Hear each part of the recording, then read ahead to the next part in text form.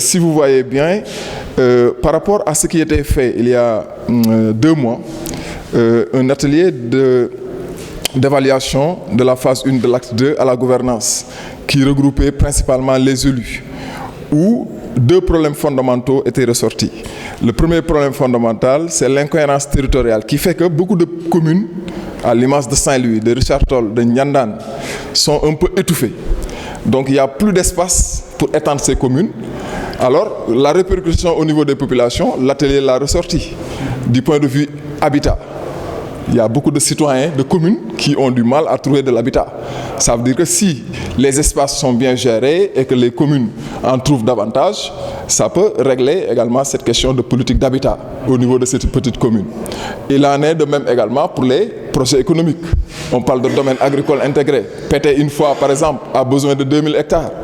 Les 2000 hectares devraient être retrouvés au niveau du territoire de Bokk-Dialoubé. C'est ça l'incohérence territoriale et sa répercussion au niveau des populations.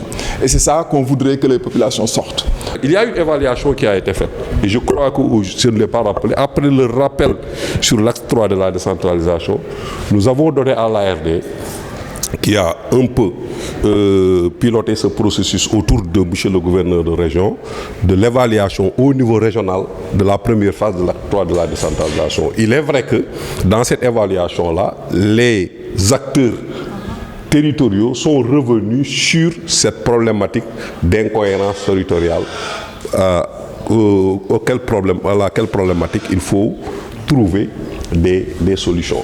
Donc, sur l'évaluation proprement dit, portant sur l'acte 3 de la décentralisation, il y a un travail qui a été fait.